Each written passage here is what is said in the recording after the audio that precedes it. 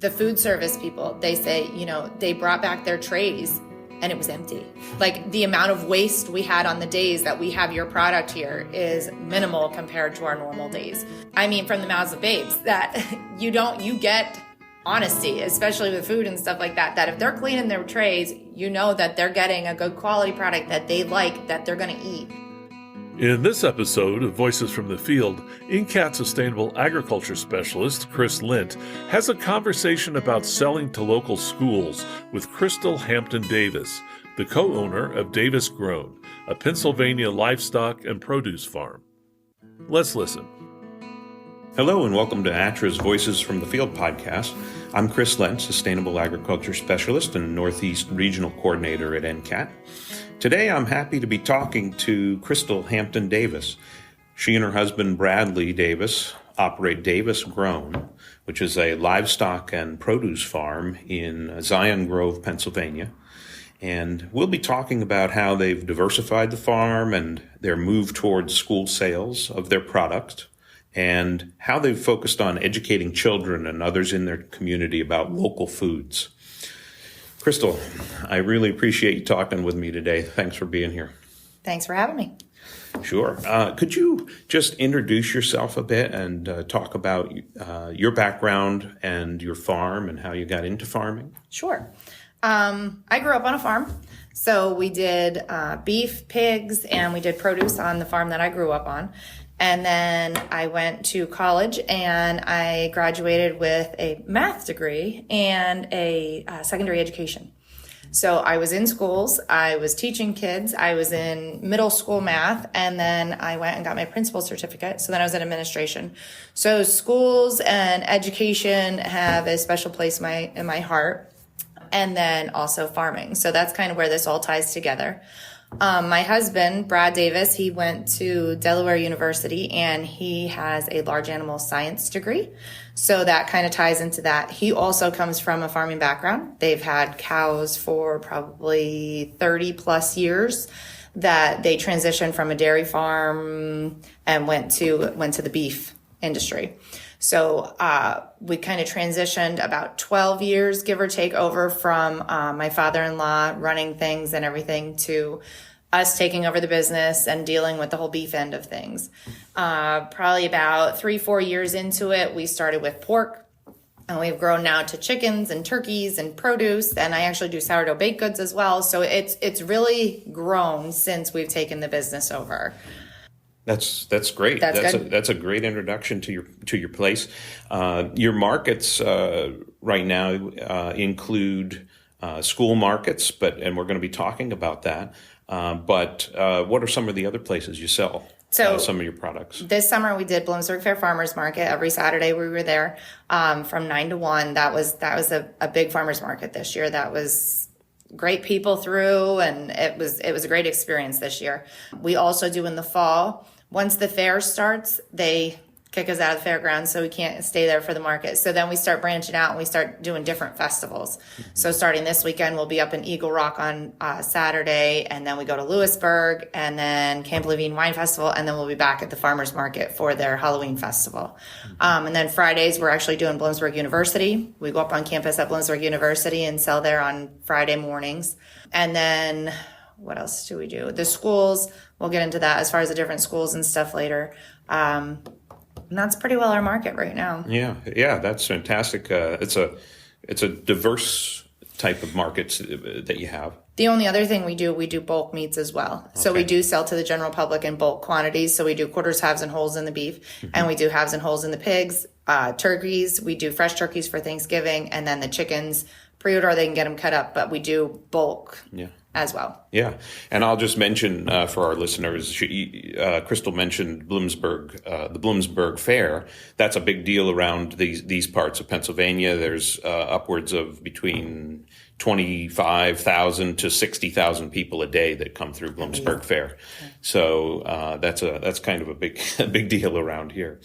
I just wanted to ask you about there's been some concerns about food security for children in this country and, obesity issues. And both of these issues are the child nutrition program is trying to address those issues through the child nutrition program in schools. Schools are working really hard, providing really millions of meals a day for children, and they're doing a great job in a lot of ways, but there's sometimes concerns about the quality of the type of ingredients they're using.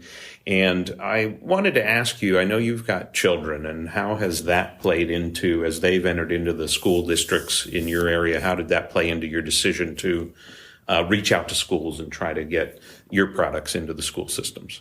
So I attended a conference January 3 years ago down in Harrisburg at the whole farm complex down there. I went to it, and it was a farm to industry, basically farm to institution. Yes, that one? Exactly, okay. Farm to institution. Mm-hmm. And that one, it really opened up my eyes that I could be selling to our farm, could be supplying prisons, old age homes, schools with our product. And I didn't realize how big that was or how we could really branch out. And so that sparked my interest there. And then looking at my son started kindergarten that year. And I noticed how his clothes got tighter after going to school for two months or so. And it was like, what's going on? Yeah, they're sitting more. They're not as active. I mean, we're on a farm, so that my kids are very active. But seeing how that changed and looking at the items that were offered in the school district and noticing actually at the conference, they showed us a webpage that you could go and you can actually see how much each school was delineating for local foods, whether it be meats, produce, and it was our district here in Bloomsburg, it was only apples. That was the only thing they were acquiring locally. So I didn't even leave the conference, and I was already reaching out to the food director at Bloomsburg and saying, what can we do? How can we get our meats in your door to get them to our students there? So that's what started the whole process. So seeing my kiddo change going to school and seeing how little they were procuring locally really jarred me and got me moving on it. Yeah, made your mind up to do something about it. Right, exactly. And open up a new market at the same time. Yep. Yeah. So how many schools have you built a relationship with and are selling products to right now? Okay. So I have 2 K-12 schools. One is procuring ground beef monthly. The other one so far is getting beef tips in the fall and the spring. They also got sweet corn from us for 2 falls now.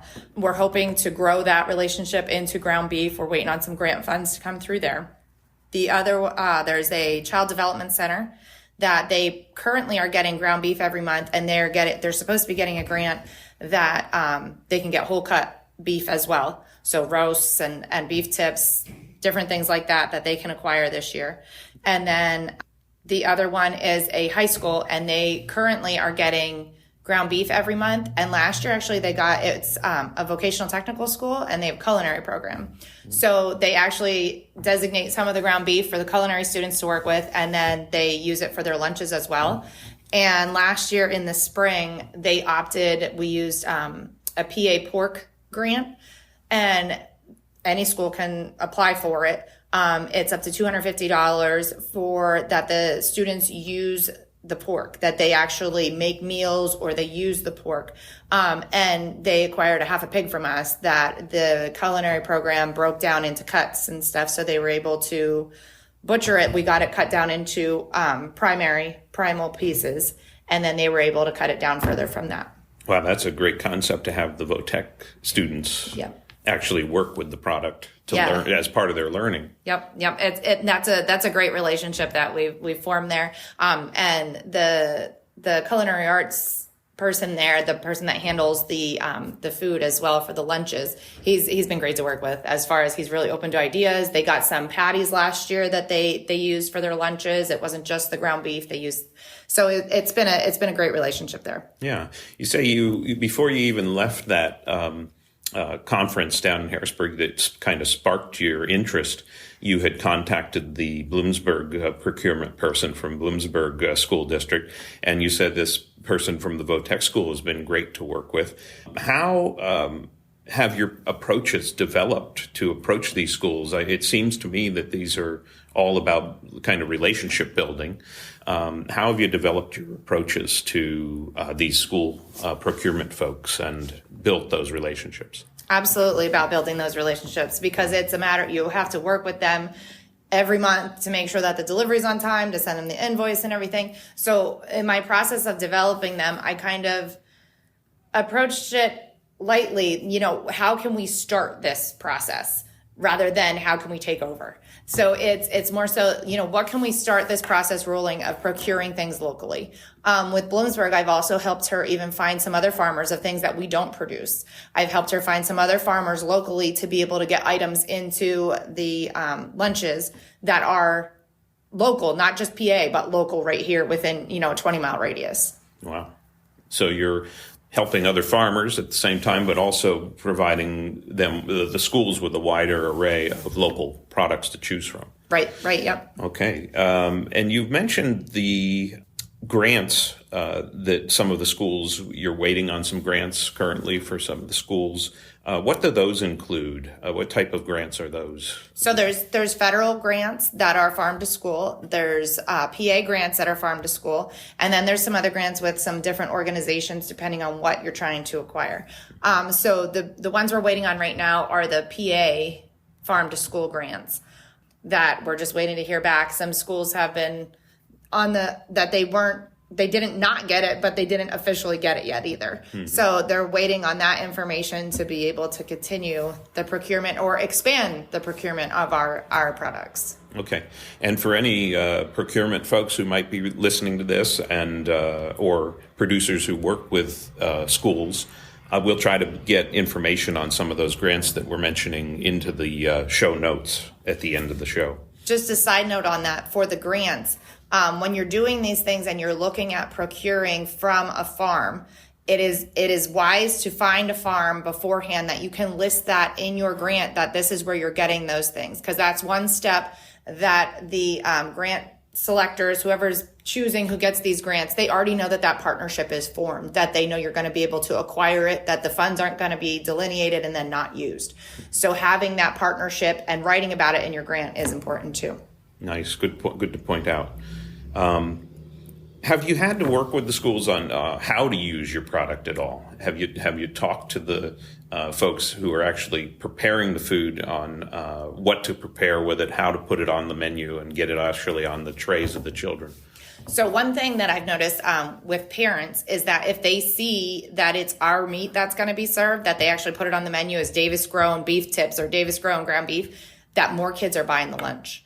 And more kids are happier with the lunch, that they're actually excited about it. So as far as that, like labeling it on the menu, as far as working with the schools on how to prepare it, some of them their hands are tied. Like I was trying to get one of the schools to look at patties, to look at getting ground beef patties, because they're ordering hamburgers in, but they're already pre-cooked. All they're doing is heating them. So taking that from getting a pre-cooked burger to getting a raw frozen burger in that they have to thaw and then cook, walking them through that process of how it would look with what they have available in their kitchen. So helping them out in that process. The beef tips, giving them tidbits as far as, think of it as a roast. Think of it, you want to have it low and slow. You don't want to just throw it on a griddle and pop it off. It's going to come out a lot better product, especially for kids, that if you low and slow process. So yeah, I've worked with them as far as how and what they can do with the different products. And then also, I think we may hit on this later, but as far as the packaging and different things, different schools want it different ways. So the one school wants it in 3-pound increments. The one school wants it in 10-pound increments. The other one wants it in 5 pounds. So just working with them and communicating back and forth, back to that relationship with the schools. You're in communication with this person all the time, making sure that their needs are met, your needs are met, and you're working together easily. Yeah, that was the next question on my mind, is how have you had to change your packaging or your systems on your farm to accommodate these sales? And you've touched on that with the packaging sizes and poundage. when it comes back to you from you getting your meat processed at a USDA certified processor? Yep, it has to be processed under USDA inspection. So it is butchered, processed, packaged under USDA inspection. That's the way you can sell it to institutions. You can sell it by the cut, et cetera, that you have to have that processor in order to be able to do that. Right. We have a separate processor that we use for our bulk meats that does not need to be processed under USDA. It's a USDA inspected facility, but the meat is not inspected. Mm-hmm. So it's coming back from that facility to your farm. And then you're repacking it in certain ways for your school customers? Nope. Actually, from the USDA one, the USDA inspected under the process, it comes back, we list it on our cut sheet how we want it. It's not legal for us to repackage that because it's done under USDA inspection. So coming back to our facility, we would have to have a USDA inspector there in order to be able to repackage and everything. So we don't come in contact with the meat at all, except for outside of the package. So it comes back to us packaged, labeled, frozen, ready to go, and be delivered. Gotcha. Okay. Very good to know. How has pricing worked with school sales for you, and how do you determine your pricing? So we determine our pricing based off of what we have in the animals. So our animals are all born and raised on our farm. So we're taking care of the cows, the moms, year round, as well as raising out the beef, the pigs, everything. All our animals are born and raised there except for the chickens and turkeys. They arrive as day old. So there's no hatching that goes on for those sales. We do have some egg layers we hatch on our farm. But as far as maintaining the facilities, everything that goes into that we equate into the price of our beef when we get on that end of it. As far as coming up with the pricing for the schools, we try and work with them. Most of them have grant funds coming in that we partner with, that we work with them on. So it's ahead of time, kind of the price is determined going into that grant. Mm-hmm. Okay, so it's determined to some extent what they're able to bring in through the grant funding. Absolutely, right. Yep. Don't have time to stay up to date on the freshest sustainable agriculture news, events, and funding opportunities? You can trust NCAT to keep you connected with our weekly harvest e-newsletter. Subscribe today at ncat.org and get your weekly harvest delivered each Wednesday.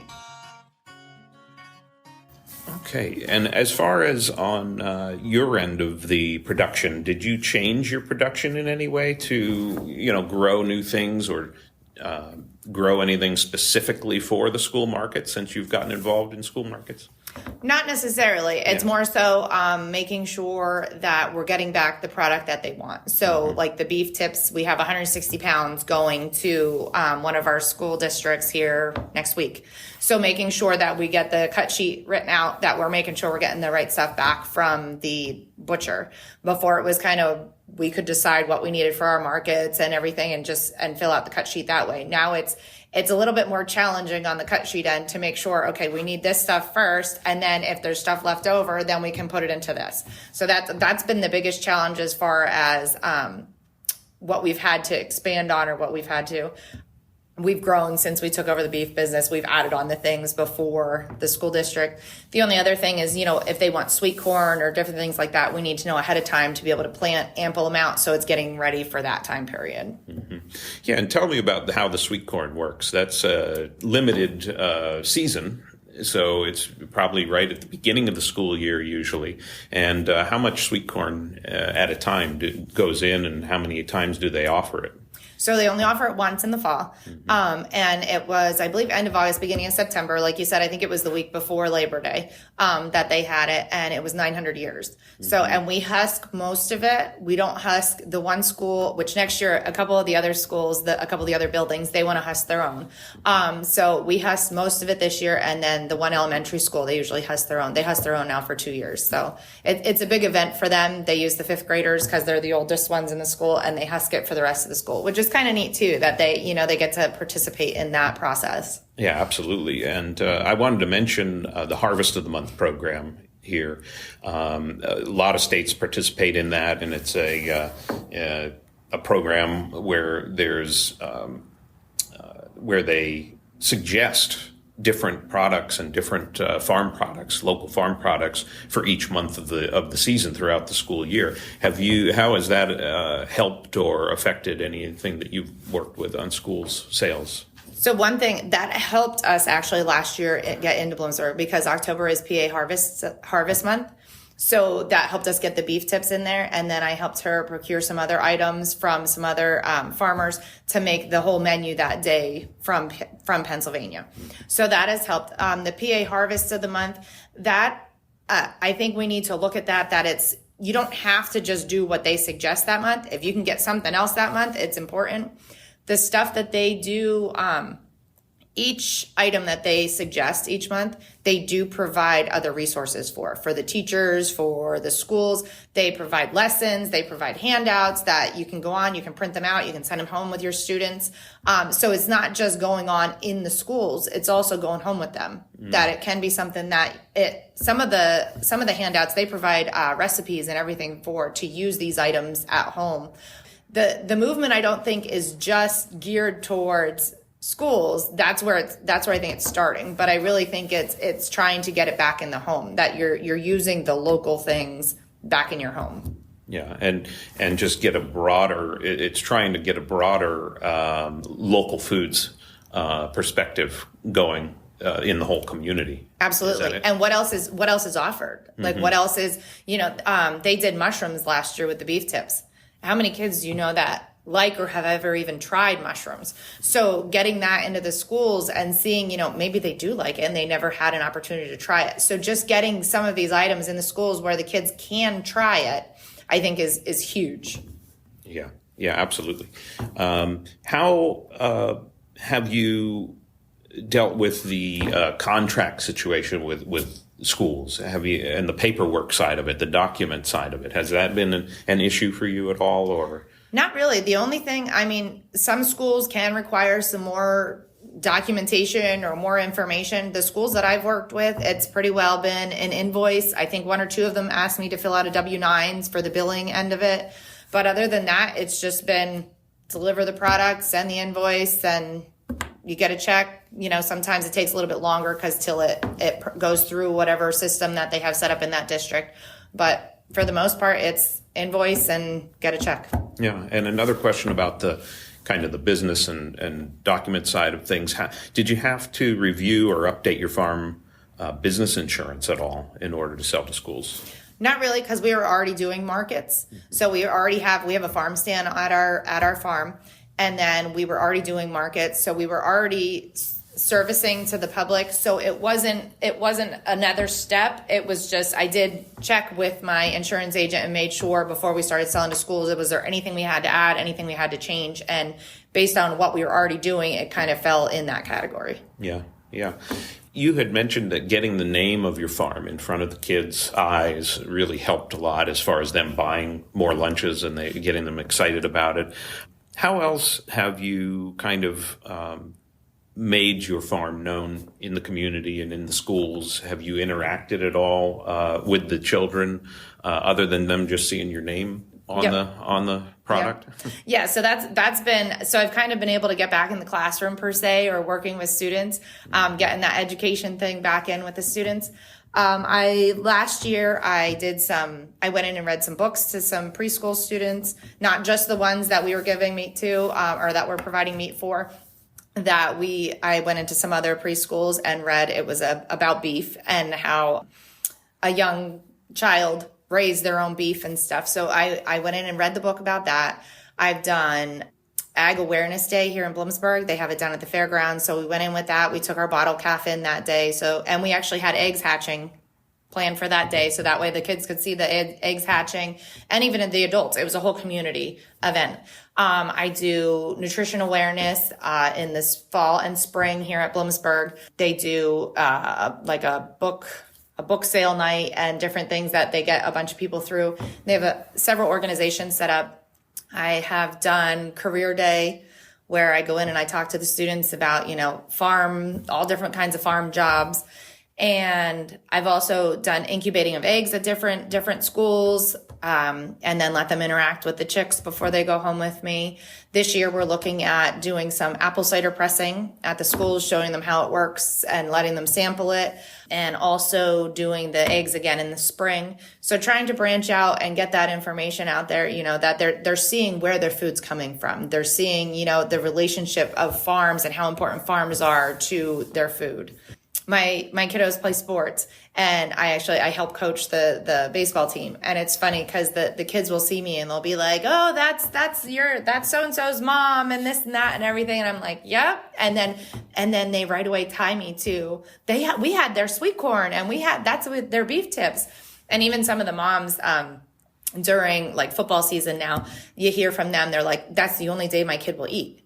And so hearing that and getting that feedback, it just drives me more to want to get more into the school systems that these kids are actually eating. And even from the food service people, they say, they brought back their trays and it was empty. Like the amount of waste we had on the days that we have your product here is minimal compared to our normal days. So that's huge. And to think about getting a quality beef product onto these kids' trays for lunch, you can't beat it. Yeah, that must be really, really great feedback to get. Yeah, and it's rewarding to hear that, the kids, it's not, I mean, from the mouths of babes, that you get honesty, especially with food and stuff like that if they're cleaning their trays, that they're getting a good quality product that they like, that they're going to eat. And me on that end of things, I want to supply more of that if I know the kids are eating it. Yeah. Yeah. Well, it sounds like you're really utilizing your background in education and working with kids in this situation too. Yeah, absolutely. And the Food Trust has been a great resource for me. They have I've been able to bounce ideas off of them. They actually prepared a whole video of our farm on YouTube, and it showcases all the different things that we do on our farm. The kids are involved in it. It has other kids asking questions and answering them. So they've been a great partnership as well. Great. Yeah. And we'll try to link to that video as well in the notes so folks can see what you're talking about there. Could you just, any major lessons that you've learned over this process or unexpected hurdles? I mean, we've talked about a lot of this already, probably touched on it, but just any lessons or hurdles that you would kind of mention to producers out there who are thinking about getting into school sales? Don't stop at just one school. If one school doesn't seem interested, don't be afraid to go to somebody else. Just continue going, because some of the schools, their hands are a little bit tied and they don't know how to go about it because they have a food service program. They don't have a person in charge of it. So they actually source outside to provide their food. So it's not the easiest to get into those districts. Not that it's impossible, and it is possible. It's just not, they are not the quickest to jump on to wanting to do these things. So your best bet is to look for people or look for districts who have the food procurement person in-house, that all of their food is sourced from somebody that they go and they source it. They don't have an outside company doing it for them. It's in my experience, it seems to have been a lot easier to make those partnerships and get the food in there in comparison to ones who have the outside source. Mm-hmm. Gotcha.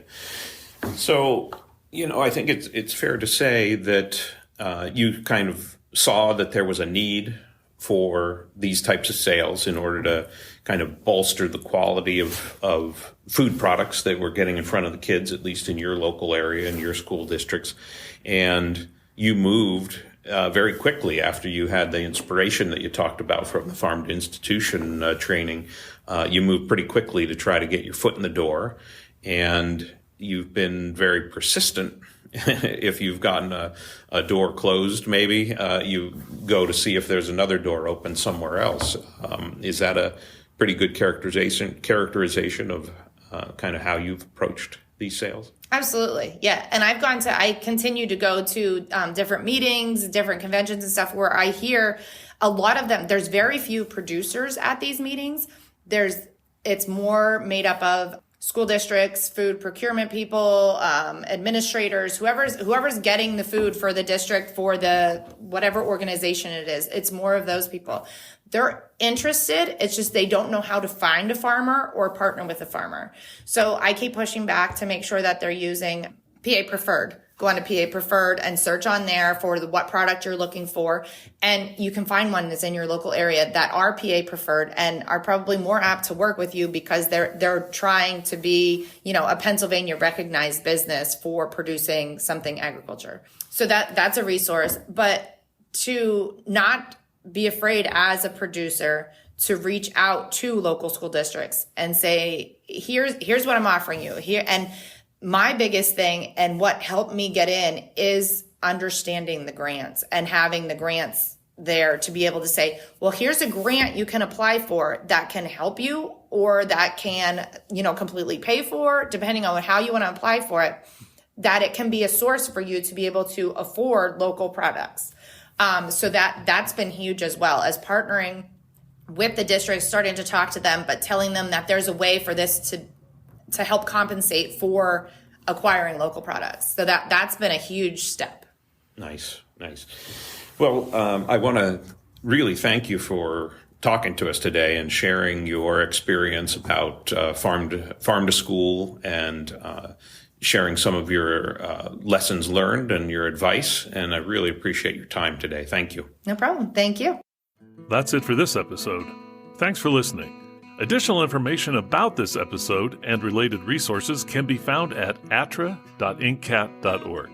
Don't miss an episode. Subscribe to Voices from the Field wherever you get your podcasts. I'm your host, Rich Myers. ATTRA, Voices from the Field, is produced by the National Center for Appropriate Technology, headquartered in Butte, Montana. It's supported by the USDA Rural Business Cooperative Service as part of NCAT's ATTRA Sustainable Agriculture Program. Any opinions, findings, conclusions, or recommendations expressed in this recording are those of the participants and do not necessarily reflect the views of the USDA or NCAT. We'll catch you again next week, and until then, keep on farming.